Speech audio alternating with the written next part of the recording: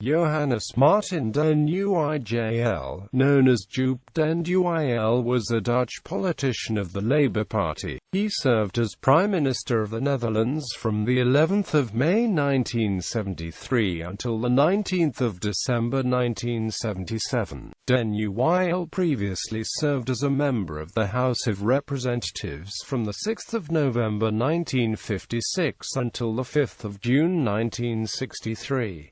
He became Minister of Economic Affairs for the 14th of April 1965 until the 22nd of November 1966 in the Cabinet Cals. He became the Labour Party leader on the 13th of September 1966 and served as the parliamentary leader in the House of Representatives from the 15th of February 1967 until the 11th of May 1973, and again a member of the House of Representatives from the 23rd of February 1967 until the 11th of May 1973.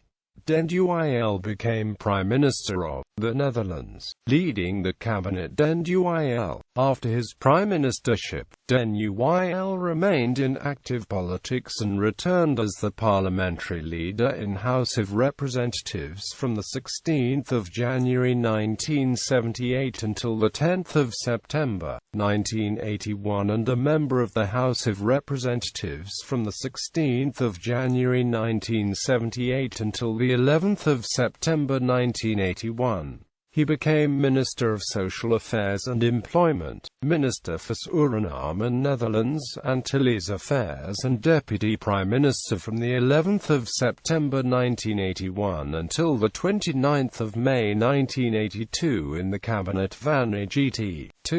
After the fall of this cabinet, Den Uijl again became the parliamentary leader in the House of Representatives from the 7th of September 1982 until his resignation as parliamentary leader, and as the Labour Party leader on the 21st of July 1986. He was succeeded in both positions by Wim Kok. He served as a member of the House of Representatives for the last time from the 16th of September 1982 until his death on the 24th of December 1987. He was seen as an idealistic, but also polarizing politician. Throughout history, Dutch political leaders have tended to soothing manners. Den Uijl was one of a relatively few exceptions. People either loved him or hated him. Followers of his idealistic policies called him Joop. He was criticized for creating a budget deficit and polarizing Dutch politics.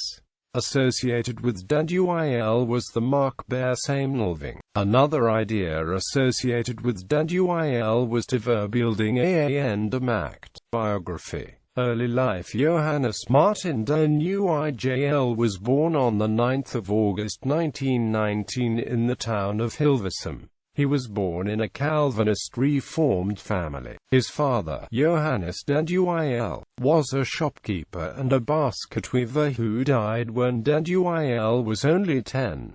Den Uijl attended the Christian Lyceum in Hilversum from 1931 to 1936. Following this he studied economics at the University of Amsterdam.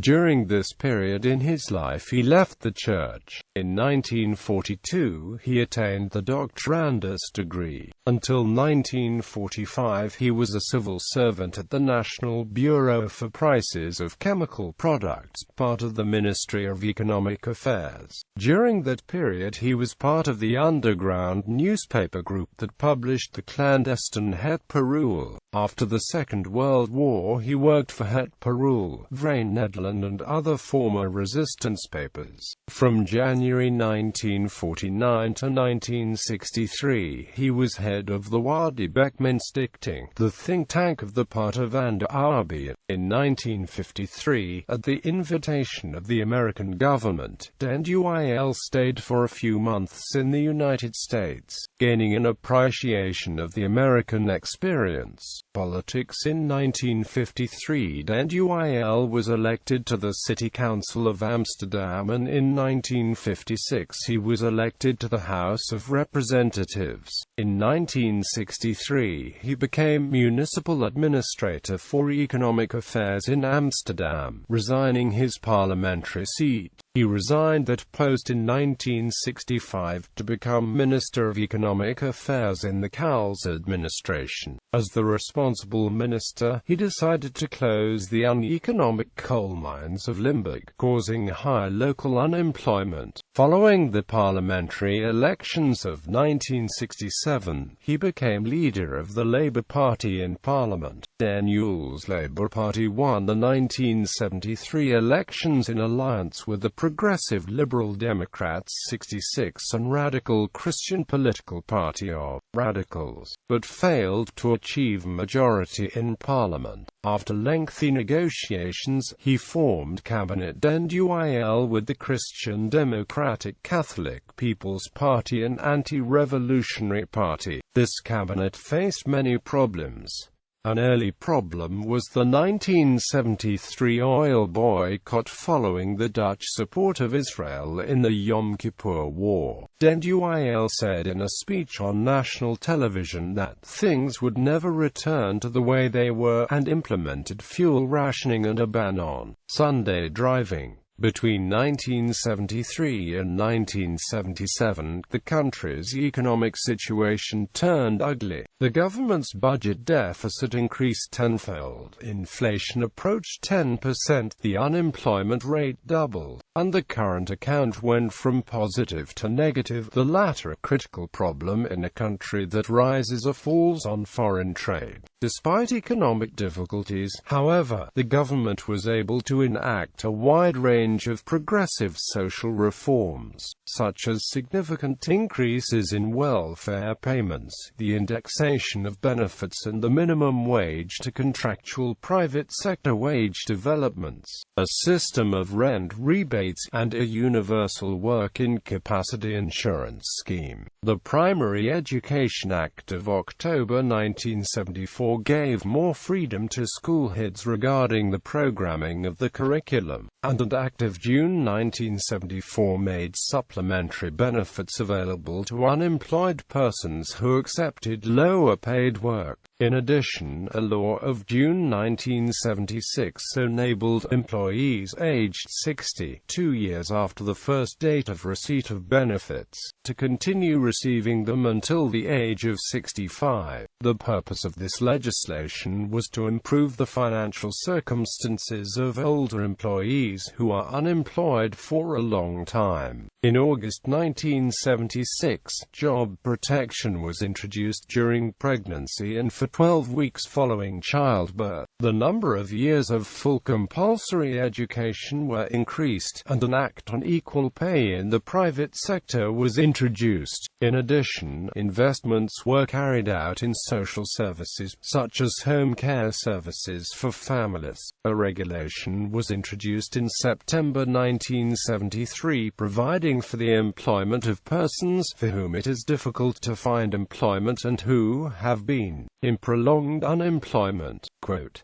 in January 1974, a statutory minimum wage for young people between the ages of 15 and 22 was introduced, and in March 1974 the insurance scheme for wage and salary earners was extended to cover the costs of physiotherapy treatment where this has been prescribed by a doctor. Quote, in September 1975, a regulation on the promotion of vocational training for young people was introduced, aimed at a great number of young people who, as a result of the present educational system, depend on on-the-job training within the framework of the apprenticeship law. Quote, the chances of obtaining an individual rent subsidy were also significantly increased, while an Act of June 1975 amended a number of existing acts with a view to introducing changes regarding the organization and the districts of factory inspection and the inspection of ports and dangerous machinery, and also conferred legislative powers on the Minister of Social Affairs under the Act concerning the loading and unloading of ocean-going vessels,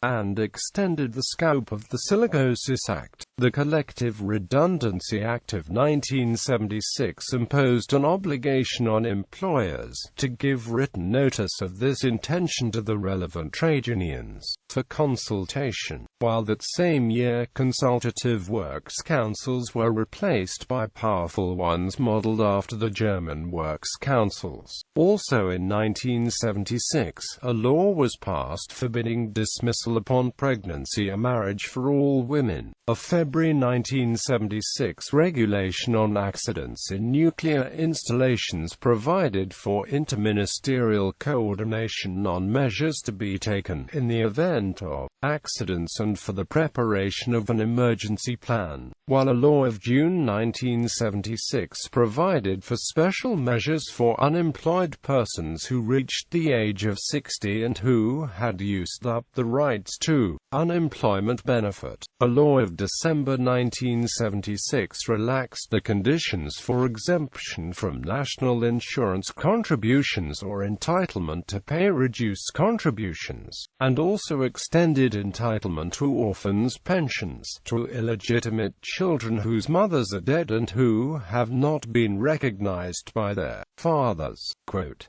"The Asbestos Decree of April 1977 prohibited the storage and use of crocidolite and materials or products containing crocidolite, and also prohibited the spraying of asbestos or materials or products containing asbestos and the use for thermal insulation or for acoustic, preservative or decorative purposes." Quote, "In September 1977, regulations were issued regarding the conditions under which young persons of 16 and over may exceptionally drive agricultural tractors." Quote, "In May 1977, a subsidy scheme for the placing of handicapped persons was introduced. In 1977 the cabinet fell due to a conflict between den Uijl and the Catholic People's Party Minister of Justice Dries vanAgt. The Labour Party entered the elections under the banner "Vote for the Prime Minister."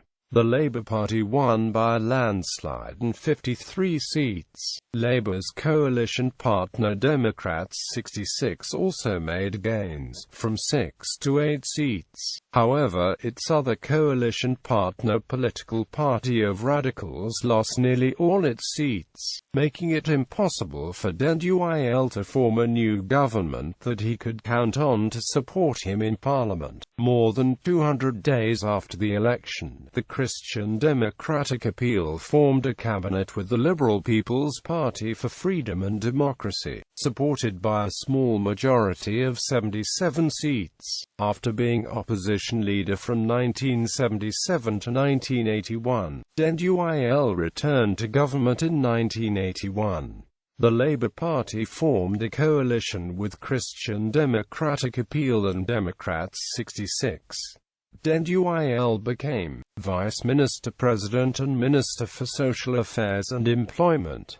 VanAgt, by now den Uijl's nemesis, led this cabinet. The cabinet was in constant internal conflict and fell after 8 months. The elections of 1982 were won by the People's Party for Freedom and Democracy. Labour Party made few gains. Christian Democratic Appeal suffered light losses and the Democrats 66 lost most of its seats. Den Uijl returned to Parliament and led the Labour Party in opposition until 1986. As leader of the main opposition party, den Uijl, always a soft-spoken Atlanticist, provided cover for the government's controversial decision to place NATO cruise missiles on Dutch soil. In turn, this decision, and a similar one by the Belgian government, satisfied one of the West German conditions for the placement of cruise missiles and Pershing II missiles in West Germany. family and later life. Den Uijl was married to Liesbeth den Uijl and Eacute van Vessem. They had 3 sons and 4 daughters. Of those, Saskia Norman den Uijl became a member of parliament for the Labour Party until 2006, and Zander den Uijl became a leading figure in ABVA-KABO, one of the Dutch labour unions. After the elections of 1986, which he won, den Uijl left politics. He was succeeded as leader of the Labour Party by Wim Kok. He died on Christmas Eve of 1987, aged 68, of a brain tumor. Decorations quotes. Tweedingen. Quote.